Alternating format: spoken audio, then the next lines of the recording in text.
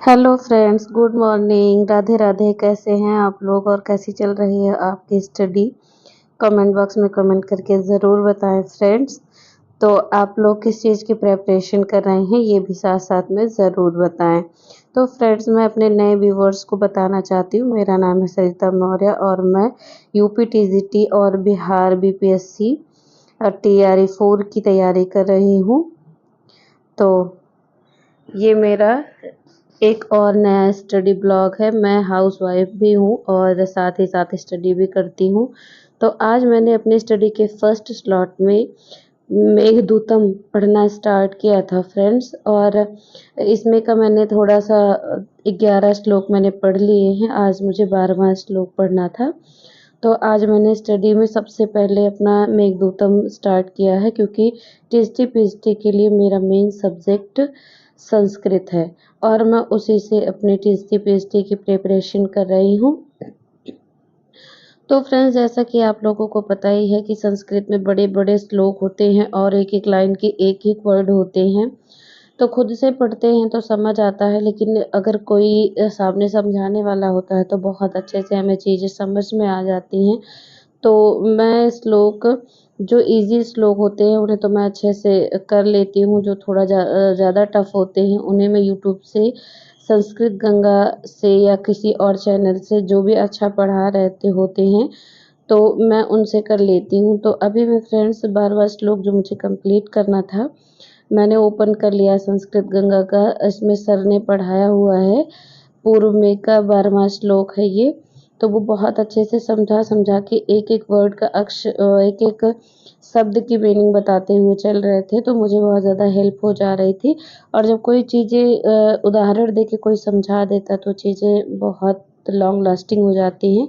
वो जल्दी फिर चीज़ें दिमाग से निकलती नहीं हैं, तो इसलिए मैं यूट्यूब और गूगल का सहारा ले लेती हूँ।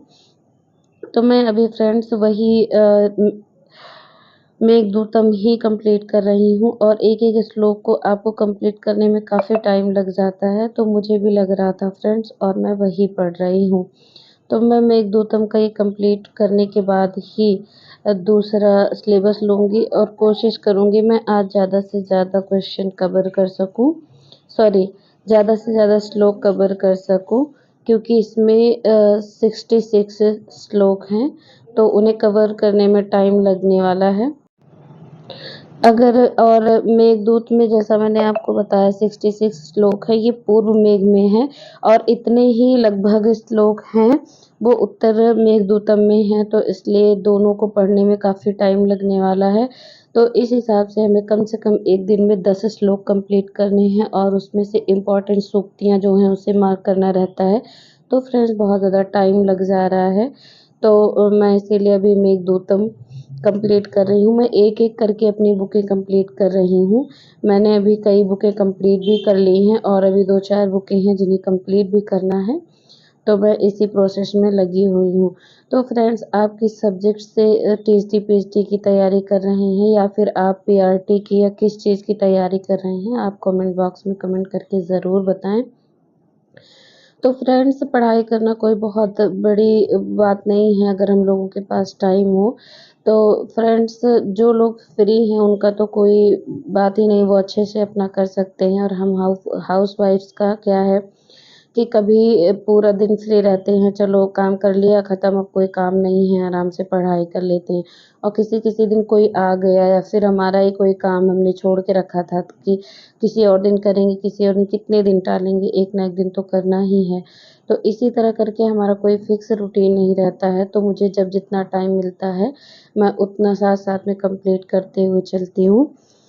तो फ्रेंड्स, आप लोगों का क्या स्टडी रूटीन रहता है, आप लोग कमेंट बॉक्स में कमेंट करके ज़रूर बताएं।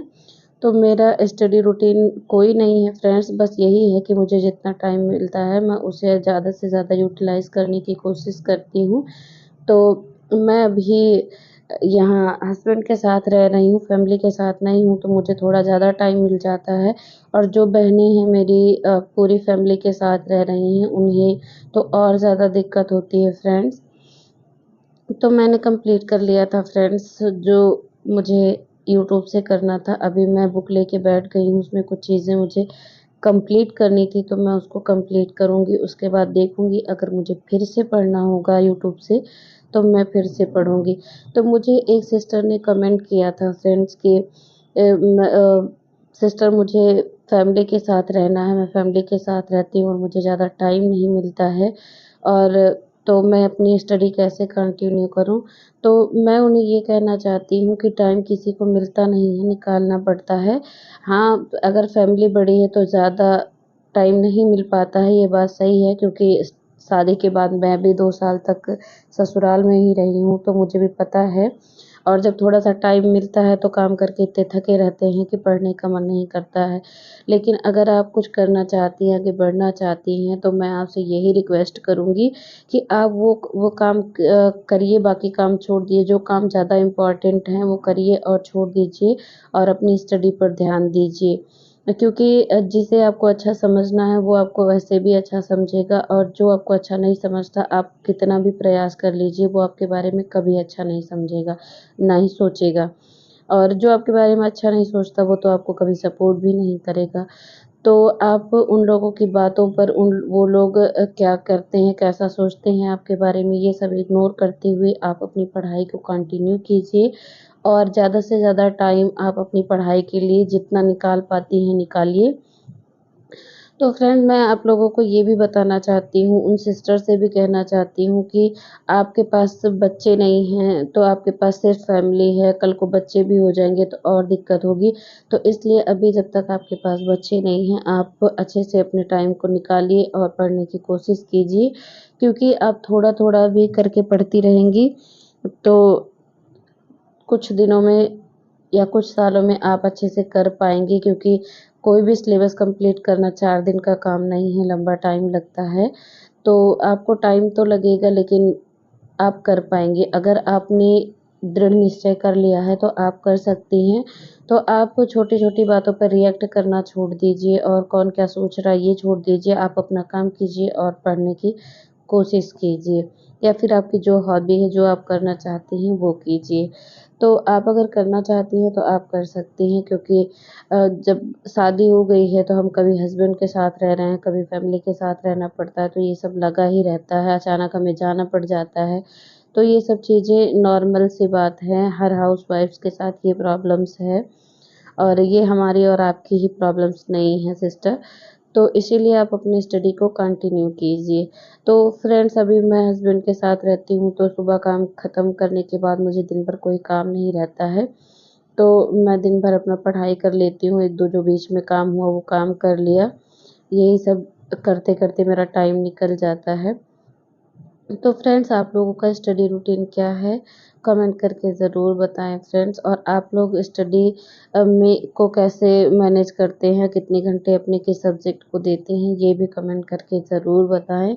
मैं अपना सबसे ज़्यादा टाइम अपने संस्कृत सब्जेक्ट को देती हूँ क्योंकि टीएसडी, पीएचडी के जो बच्चे हैं उनको पता है कि सबसे ज़्यादा क्वेश्चंस हमारे मेन सब्जेक्ट से आते हैं जो हमने चुना होता है, जो हमारा सब्जेक्ट होता है।